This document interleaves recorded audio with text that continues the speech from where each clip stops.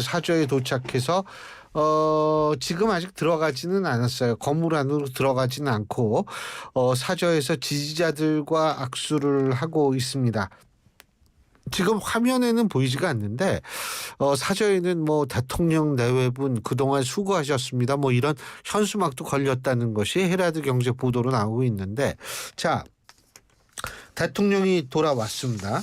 근데 아까 제가 잠깐 말씀드렸지만 변호인단을 통해서 발표한 메시지, 나라와 국민을 위한 새로운 길을 찾을 것.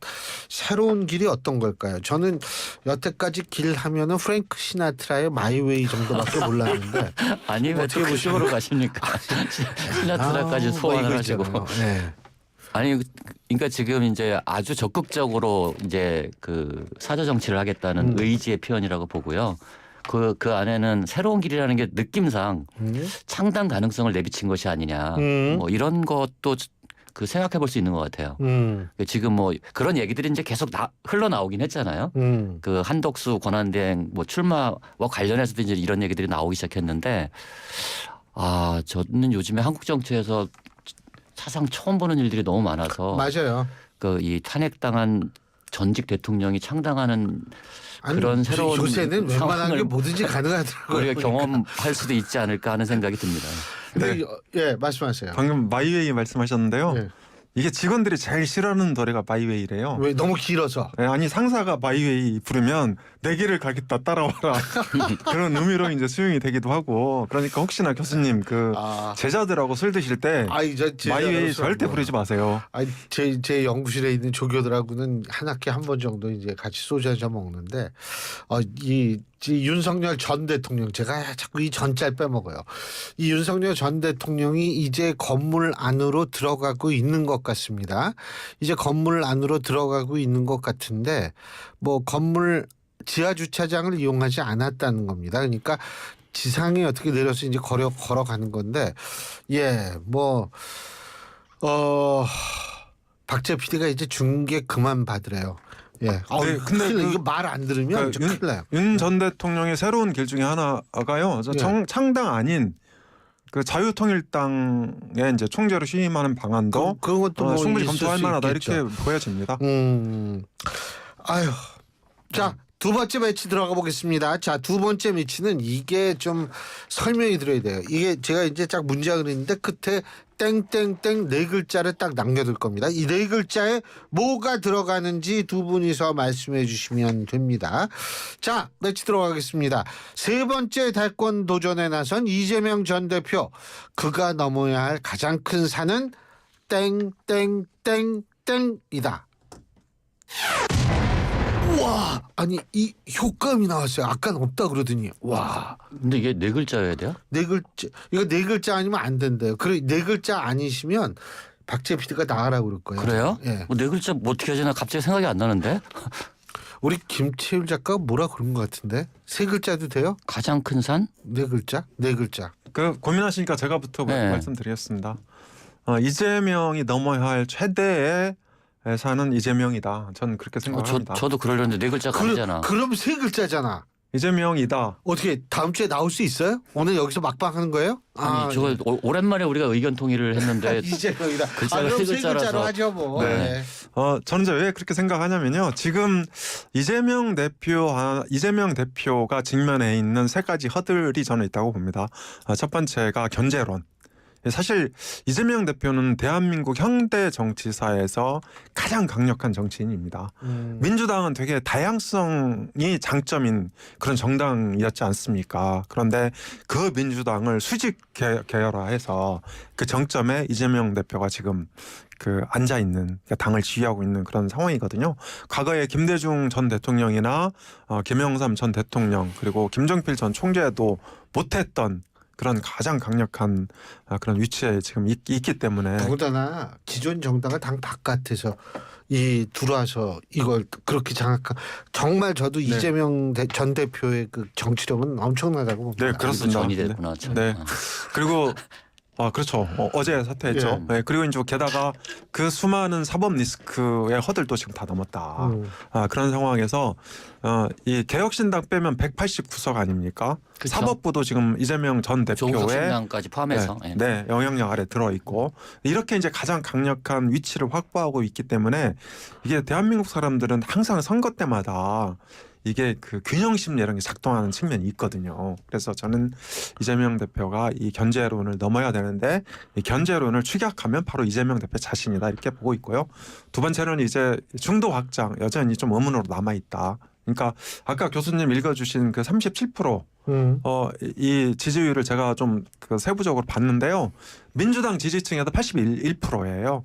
81%면 대략 민주당 지지율이 41%니까 뭐 48에 32, 33% 정도 되는 거죠. 그리고 나머지 한 그 4% 정도가 무당층에서 유입이 되고 있다. 그러니까 무당층의 70% 이상이 이재명 전 대표를 지지하지 않는 거예요. 어쨌든 이게 중도 확장이 좀 필요한 거죠.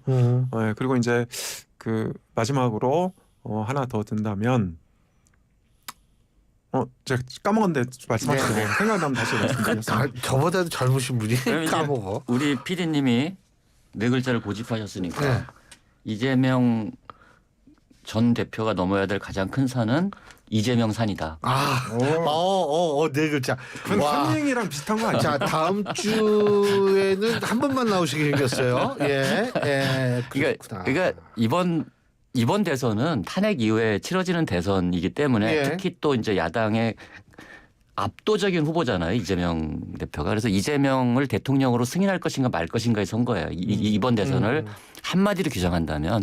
그러면 이 선거이기 때문에 그 이재명 대 이재명의 대결이 가장 치열합니다, 지금. 그러니까 아까 말씀하셨지만 그 이재명 대표가 이제 그 넘어야 될 산들이 있는데 그것은 그러니까 어떤 이 호감도 비호감도가 좀 높은 편이잖아요. 그러니까 비호감도가 높은 편인데 물론 정치인들이 다 비호감이 높기는 한데 그래도 어쨌든 유력한 사실 지명도하고도 비슷해요. 네, 유력한 비례해요. 후보로서 비호감도가 높은데 이 비호감도를 완화하면서 어떻게 중도 확장성을 가져갈 수 있을 것이냐 그리고 이번 선거라는 게 그러니까 민주당 입장에서 보면 이게 이제 강경파들이 득세를 할 수가 있어요.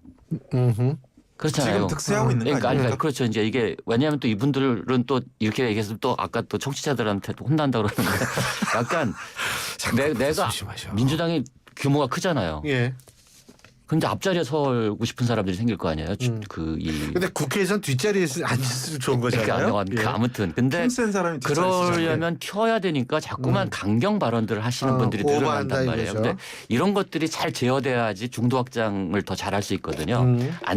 중도층이 바라는 것은 사실은 이제 어떤 안정감 그다음에 최근 조사에서도 압도적으로 경제를 어떻게 살릴 것이냐.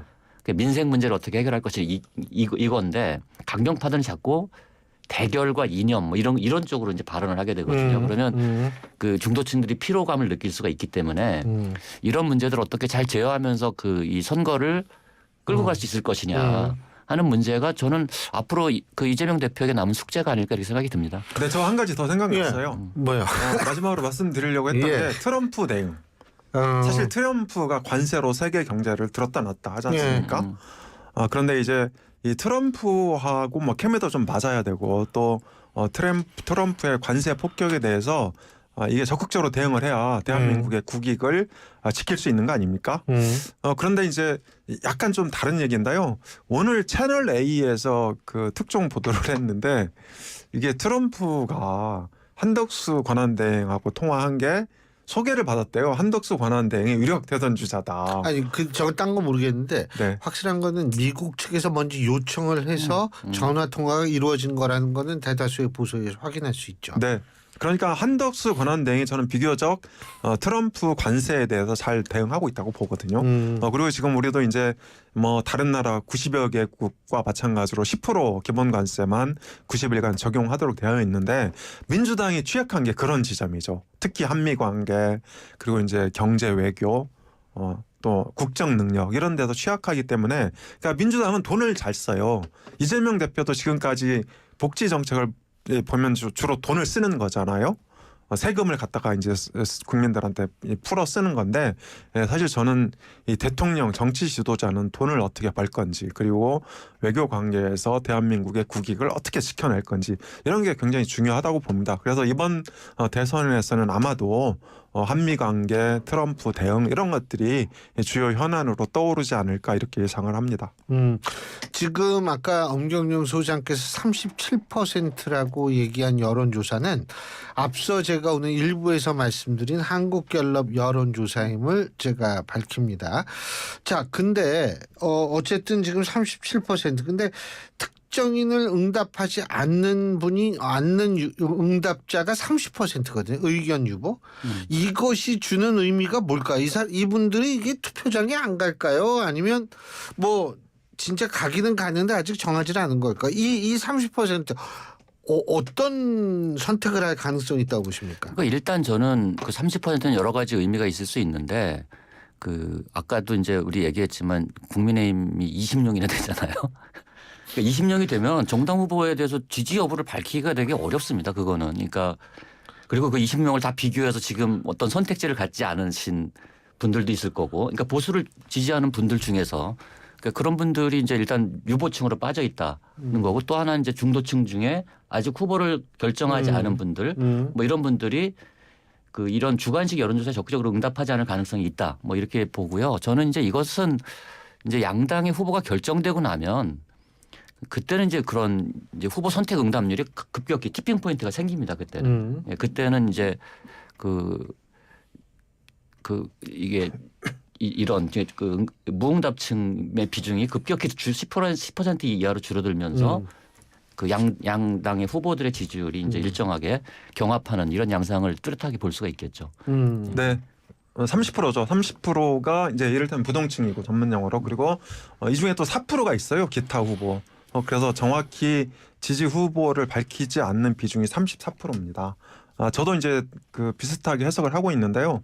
유승찬 대표께서 말씀하신 오합 지졸이 아니고 정예 강군 20명의 정예 강군들이 이제 그 한 후보로 축약이 되면 이 34%의 대부분은 국민의힘의 그 최종 후보 쪽으로 흡수가 될 거고 그리고 또 일부는 이재명 대표 쪽으로도 간다고 봅니다. 왜냐하면 이게 이재명 대표 쪽에 너무 그러니까 비중이 많이 가 있으면 지금 30%, 37%인데 여기에 막 40% 넘고 이러면 보수가 놀래서 결집을 하거든요. 그래서 이것을 막기 위해서 이게 진보 성향의 일부가 전략적으로 저는 이게 그러니까 유보층에 빠져 있을 수도 있다고 봅니다. 그래서 이것이 이제 최종 후보가 결정이 되면 뭐 이재명 전 대표 쪽도 한 40% 정도로 가고 또 국민의힘 후보 쪽으로도 대략 한 40% 이렇게 가서 막상 막하의 접전이 펼쳐질 수밖에 없고요. 그리고 대선은 대략 최근 선거 경향을 보면 투표율이 80%에 육박합니다.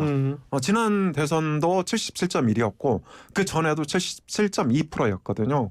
저는 이렇게 이제 투표율이 높게 되면 이게 그 이재명 대표가 그냥 이재명 전 대표가 완승하는 그런 그림은 전 나올 가능성이 제로다 이렇게 생각합니다. 저는 뭐 생각이 좀 다르고요. 그러니까 이재명 대표가 뭐 지금 만약에 국민의힘이 지금 상태의 스탠스를 갖고 선거를 하면 두 자릿수 이상의 격차가 벌어질 거라고 좀 봅니다. 이번 대선 전체 흐름이나 이런 걸 보면 그러니까 지금 아까 그런 보수 무응답층을 감안하더라도 지금의 격차가 너무 큽니다. 그러니까 이게 아무리 그래도 우리가 이재명 대표의 37% 얘기하지만 그 지금 갤럽 같은 경우 김문수 그 후보가 1위인데 9%잖아요. 네. 한 자릿수잖아요. 두 자릿수도 안 올라와 있거든요. 물론 MBS에서는 12%가 나왔는데 이 격차는 지금 이 전국의 어떤 전체적인 흐름 이런 것들을 반영하고 있다. 그래서 저는 뭐 국민의힘 하기 나름이겠지만 국민의힘이 정말로 이 경천 동지할 누가 봐도 국민의힘이 진짜 변하겠구나라는 하나 이런 시그널을 보내지 않는 한 그 두 자릿수 이상 격차가 날 것 같다 이런 생각이 듭니다. 저는. 근데 꼭 그렇게만 이렇게 말씀하시면 마치 그러니까 37대 9인 것처럼 이렇게 이제 오해될 소지가 있어요. 그런데 어제 그 전국 지표조사 보면요. 정당 후보도 물어봤거든요. 그러니까 민주당 대선 후보는 그러니까 얼마나 찍을 거냐 이렇게 얘기를 하니까 그게 37%였고요. 국민의힘 대선 후보는 32%였어요. 그러니까 대략 5%포인트의 격차가 나는데 이 전국 지표조사도 탄핵 선고 직후에 실시된 조사라서 민주당한테 굉장히 유리한 그런 조건이었다. 그래서 저는 그런 그 조사는 앞으로도 충분히 변동 가능성이 있고 저는 한 그 후보가 선출된 5월 첫 주 이후쯤 돼봐야 어느 당의 대선 승리가 가능할지 예측할 수 있을지 알 수 있을 것 같아요. 너무 이렇게 조기에 이 선거판을 정리하려고 그러지 마세요. 그게 아니에요. 제가 항상 얘기하는데 우리가 탄핵 과정에서도 보면 있잖아요. 전체 탄핵 찬성보다 중도층의 탄핵 찬성이 훨씬 높았어요. 70%가 네, 37, 30이라는 건 합하면 69인데 나머지 30은 이게 그분들이 어떤 선택을 하느냐가 사실 이 차이를 결정하는 거잖아요.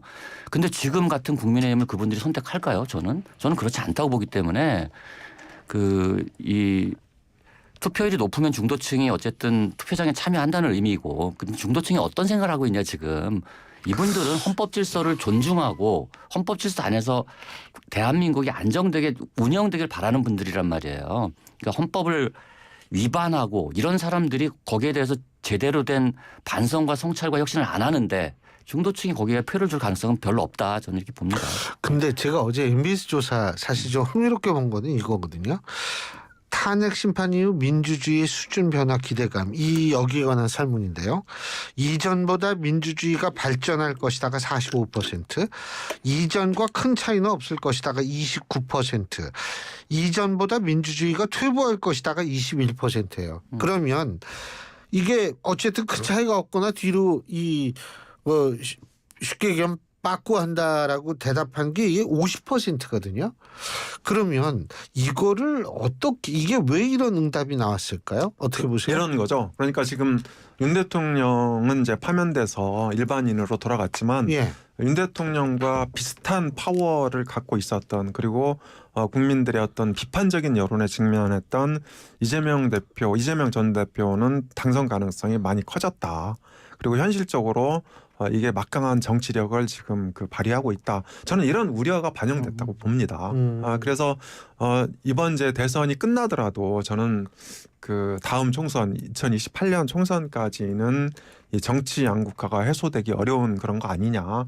저는 그렇게 보고 있고요. 만약에 국민의힘 대선 후보가 조금 부드럽고 합리적인 분이 돼서 이분이 만약에 승리를 한다면 정치 양극화는 많이 완화될 수도 있다 이렇게 생각을 합니다.